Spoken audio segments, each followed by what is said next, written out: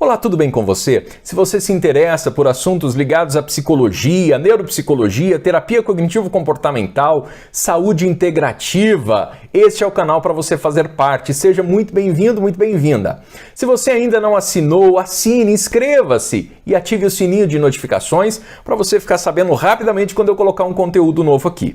E o que eu quero falar com você hoje é sobre o mês de Novembro Azul. Novembro Azul é uma campanha de conscientização realizada por diversas entidades no mês de novembro para lembrar aos homens sobre a importância da prevenção e do diagnóstico precoce em relação ao câncer de próstata, mas também em toda a saúde do homem. Este movimento é um movimento pioneiro e o mais famoso do mundo no que se refere à saúde do homem. O nome original deste movimento, nascido na Austrália, é Movember. Ele, como disse há pouco, nasceu na Austrália no ano de 2003, quando dois amigos, o Travis e o Luke, eles estavam conversando porque eles queriam deixar o bigode crescer. Sabe esses bigodes enroladinhos? Pois é, eles queriam deixar o bigode crescer novamente. Mas estava fora de moda e aí eles queriam juntar alguns amigos para fazer esta aposta de deixar o bigode crescer. Conversando com um amigo, a mãe deste amigo escutou este bate-papo deles e ela chegou e falou o seguinte: olha, eu estou fazendo um movimento aqui para ajudar as mulheres na prevenção contra o câncer de mama. Por que vocês não criam um movimento para trabalhar exatamente uma prevenção precoce em relação ao câncer de próstata? Pois é, a ideia daquela mulher foi incrível e estes dois amigos, com mais um monte de amigos, tiveram essa ideia então de criar o Movember. Os amigos que deixassem o bigode crescer precisavam pagar $10 cada bigodudo. Naquele período, 30 amigos se reuniram nesta causa. E aí este movimento começou a tomar corpo e aí escolheu o nome Movember. É uma mistura de dois termos em inglês, né? Primeiro, bigode, que é mustache, e November. Por isso que ficou Movember o nome, né? Com M, Movember. Já que no Brasil, o Movember veio para o Brasil com o nome de Novembro Azul e foi trazido ali pelo Instituto Lado a Lado pela Vida, com o intuito de quebrar o preconceito masculino de ir ao médico quando necessário e de fazer também o exame de toque, sobretudo aí a partir dos 40 anos. Bom, Novembro Azul, ele busca conscientizar também os homens a respeito da necessidade de cuidados com a saúde geral, com a saúde integral, abrangendo temas como câncer de próstata, mas também doenças crônicas, como hipertensão arterial sistêmica, doenças sexualmente transmissíveis, saúde mental. O mês de novembro é um mês para pensar sobre a saúde integral do homem.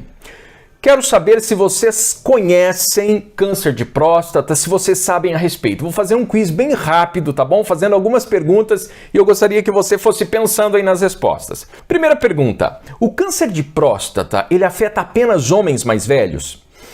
Peraí, o câncer de próstata, sim, ele é mais comum com o aumento da idade. No entanto, homens de todas as idades devem ficar atentos aos fatores de riscos pessoais e conversar com o seu médico para a realização de exames que permitam, então, a detecção precoce dessa doença e de tantas outras, óbvio, tá? Então, com o aumento da idade, aumenta sim os riscos, mas, no geral, qualquer homem pode desenvolver câncer de próstata. Segunda pergunta.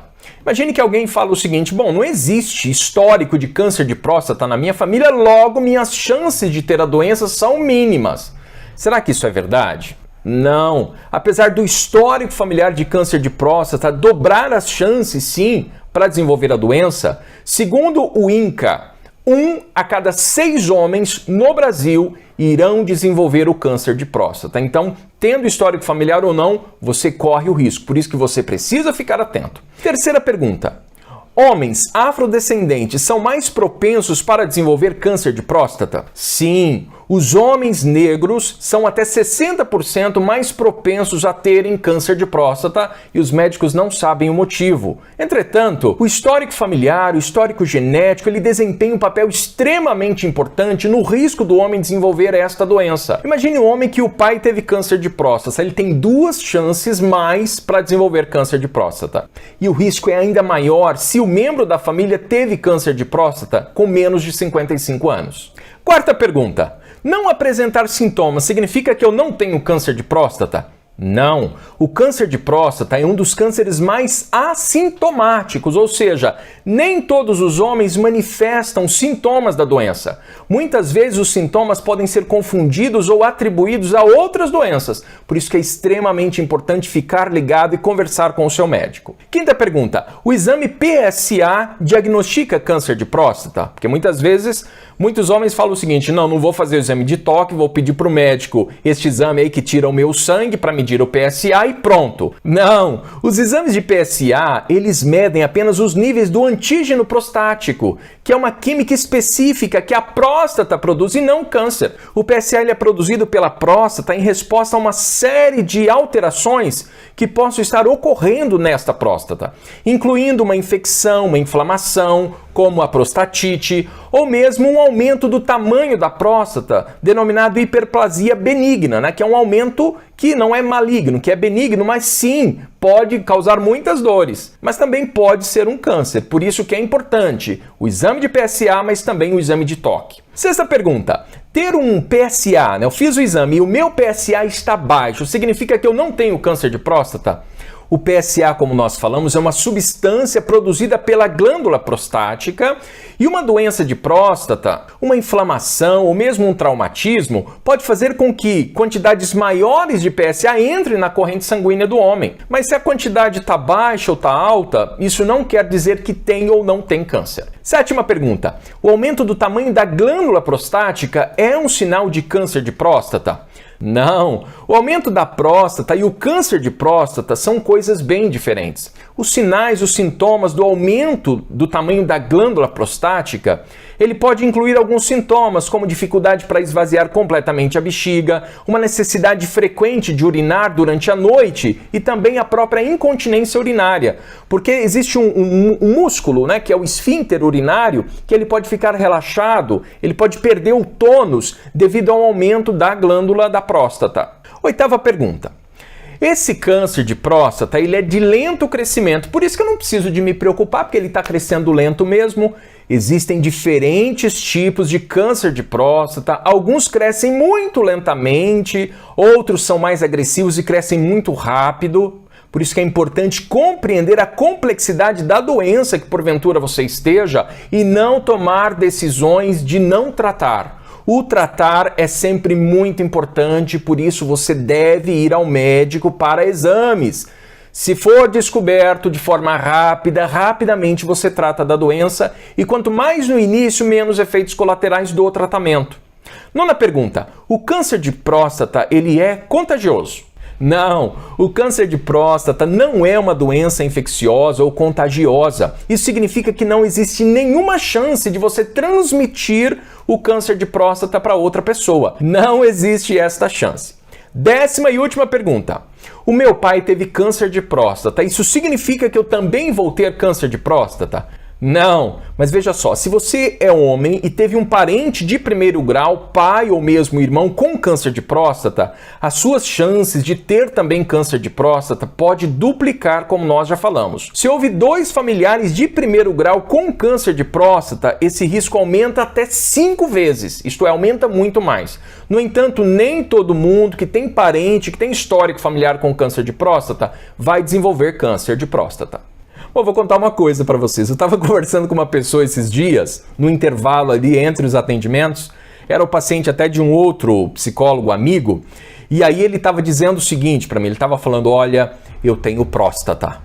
E eu falei para ele, que ótimo que você tem próstata, que eu também tenho. Ele falou, como assim que ótimo? Sim, que ótimo! Próstata é uma glândula que todo homem possui, que se localiza na parte baixa do nosso abdômen. Tem 30 e poucos gramas e parece uma maçã. Fica bem abaixo da bexiga, você tem a bexiga e embaixo tem a próstata. E fica bem de frente do reto, né, da parte final do intestino grosso. Por isso que o médico, ao fazer o exame do toque, ele consegue, logo na entrada do ânus, ele consegue sentir a próstata. E se ela tiver com uma textura diferente, porque a textura da próstata é a mesma textura da palma interna da mão, né? Então, se o médico, ao colocar, ao inserir o dedo bem na entrada do ânus e encostar o dedo na próstata e perceber uma rugosidade ou mesmo uma textura diferente, ele vai pedir mais exames e talvez até uma biópsia, Por isso que o exame do toque pode salvar vidas. Vamos parar de preconceito? Alguém pode perguntar, mas para que raio que serve a próstata? A próstata, ela produz a parte mais líquida do sêmen. O que é o sêmen? O sêmen é aquele líquido que contém os espermatozoides, isto é, aquilo que fertiliza. Então, parte daquele líquido que faz com que o sêmen seja ejetado, quem produz parte daquele líquido é a próstata. Dessa forma, então, a próstata ela tem a função de produzir essa secreção fluida para nutrir e para transportar os espermatozoides. E durante a ejaculação, essa vesícula seminal ela se contrai e ajuda a expelir, a enviar o sêmen através dos dutos ejaculadores e passam, inclusive, pela próstata e desemboca na uretra. E a partir disso é impulsionado por um músculo, que eu já falei, o nome é esfíncter urinário, e ele ajuda então a ejacular, a enviar o sêmen para fora. Só para entendermos melhor então, o toque retal, ele detecta esta alteração na textura da próstata, seja endurecimento, algum nódulo que possa inclusive estar relacionado ao câncer de próstata. E o exame de toque então é parte fundamental da avaliação prostática e serve também para auxiliar o médico a decidir qual vai ser a forma de tratamento. E o procedimento é muito rápido, ele dura alguns poucos segundos e as clínicas e os médicos têm uma preocupação para promover um total conforto na hora deste exame. E é muito simples, como a próstata fica bem de frente ao reto, é possível então o médico tocar a parte superior,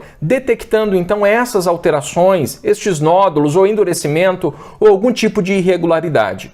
E fica a dica, viu? Este exame deve ser encarado como qualquer outro exame, como tocar em qualquer parte do corpo, como tocar na orelha, como tocar na boca, como tocar em qualquer outra parte do seu corpo. O toque não interfere na sua masculinidade, pelo contrário, é sinal de que o homem está preocupado consigo mesmo em manter o seu vigor e, inclusive, manter-se vivo para ficar junto da sua família. E muitas pessoas realmente não têm noção alguma, continuam fazendo piada e mais, não vão ao médico. O machismo impera e está matando muitos homens. Uma pesquisa realizada pelo Datafolha, encomendada em 2017 pela Sociedade Brasileira de Urologia, indica que 21% dos homens acreditam que o exame do toque retal não é coisa de homem. Gente, que babaquice, não tem outro termo para isto. É machismo puro. E mais, se for considerado nessa pesquisa os homens acima de 60 anos, que é um grupo de risco, 38% destes acham que não é relevante o toque para auxílio na descoberta precoce do câncer de próstata. Eu não sei para você, mas eu enxergo estes dados como dados extremamente preocupantes que colocam o preconceito, o machismo, como os principais entraves para o diagnóstico precoce e combate ao câncer de próstata. 2 em cada 10 pacientes descobrem o câncer de próstata no exame de toque. Aquilo que poucas pessoas sabem e alguns médicos também não insistem é que mesmo se o PSA estiver normal, é importante fazer o exame de toque, porque algumas vezes está normal o PSA, mas ele tem o câncer de próstata. 20% dos cânceres de próstata não são detectados pelo exame de PSA. Já pensou se for o seu ou de uma pessoa querida? E por que isso acontece? Muitas vezes os tumores mais agressivos, isto é, aqueles que crescem mais rápido e aqueles que promovem metástase, eles não alteram a produção de PSA. E sem o toque retal, este câncer, este tumor não é descoberto e esta pessoa pode morrer rapidamente. Alguns tumores, então, podem crescer tão rápido, de forma tão exagerada, que ele se espalha rapidamente pelo corpo. A maioria, porém, dos cânceres de próstata, eles têm um crescimento muito lento. A maioria deles cresce em 15 anos, 1 centímetro cúbico, que nem mesmo chega a dar sinais durante a vida e nem ameaça completamente a saúde do homem. O Instituto Nacional do Câncer, o INCA, ele estima que para cada ano do triênio 2020, 2021, 2022, tenhamos 65.840 novos casos de câncer de próstata por ano. É um risco estimado de 63 novos casos para cada 100 mil homens. 6 em cada 10 casos são diagnosticados com homens acima de 65 anos, mas 4 destes casos para homens de menos de 65 anos. O que é mais importante, então? O diagnóstico precoce. O diagnóstico precoce desse tipo de câncer, ele possibilita melhores resultados no tratamento e deve ser buscado com a investigação de sinais e sintomas do próprio homem inicialmente. É óbvio que o exame é importante, seja do PSA ou do toque, mas o homem também precisa ficar atento à sua própria fisiologia. Se ele começar a apresentar, por exemplo, uma dificuldade para urinar, uma diminuição do jato da urina, uma necessidade de urinar mais vezes durante o dia ou mesmo durante a noite, ou mesmo sangue na urina, dor no quadril, dor no abdômen, é importante ser investigado. Algumas pessoas podem perguntar, mas o que é o câncer? Gente, o câncer ele é resultado do crescimento anormal e descontrolado de uma célula defeituosa. E aí começa a se multiplicar e pode escapar da sua região de origem, inclusive atingindo outros órgãos, outros tecidos, que é o que é chamado de metástase. A renovação celular, a morte de células e o nascimento de outras células é extremamente normal para o corpo humano. Este processo é um processo fundamental, que nasce células e que morrem células. É extremamente vital para a nossa saúde. Cada célula ela tem determinado tempo de vida e ela é então substituída periodicamente por outra célula. O nome dado para a morte de células que é normal é apoptose, então é natural que tenha apoptose. No câncer, porém, as células elas se multiplicam de maneira extremamente exagerada, uma célula defeituosa se multiplica de forma exagerada e não ocorre apoptose. Por isso que as células tumorais só morrem com intervenção medicamentosa ou outra técnica utilizada pelos médicos. Eu fiz um vídeo sobre o câncer de mama, se você não assistiu, eu indico, assista, vou deixar aqui no card em cima. E neste vídeo eu falei do Linus Pauling, que é um prêmio Nobel de Química de 1954. O Pauling, ele provou a teoria do pH. Segundo ele, o que causa a doença é o meio em que a célula está inserida. E ele chama o nosso corpo de terreno biológico. Segundo o Linus, este terreno biológico ele pode estar saudável ou inflamado. Se o terreno está inflamado, tem doença. Se não está inflamado, tem saúde. Existem várias coisas que podem inflamar o nosso corpo, desde alimentação, estresse e tantas outras coisas.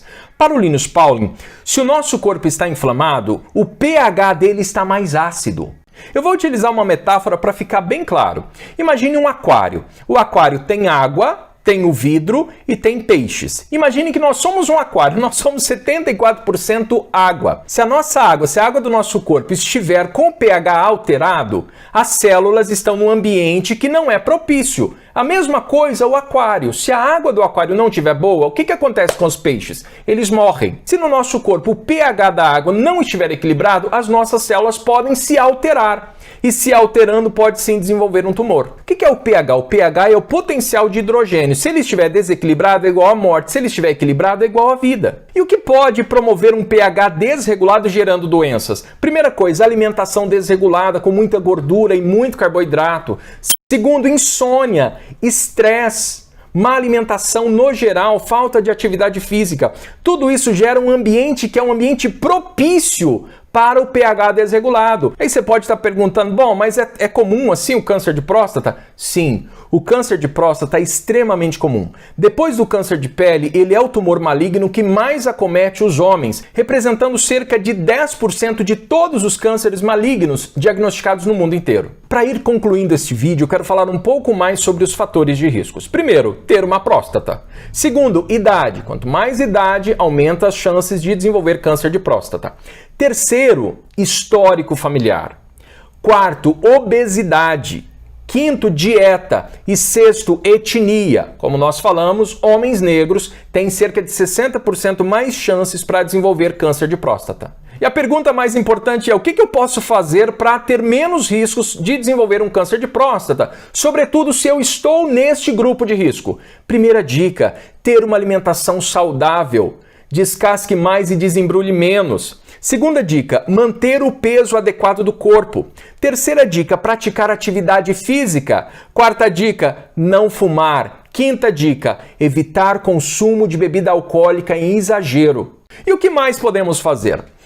Existe um estudo extremamente recente denominado epigenética. O que é epigenética? Imagine que dentro de cada célula existe uma espécie de máquina biológica que transforma o nosso DNA em proteínas que são necessárias para um funcionamento adequado dos processos vitais. Bom, imagine que nesta máquina, gente, metaforicamente falando, tá? Nesta máquina tem interruptores químicos ligados ao DNA.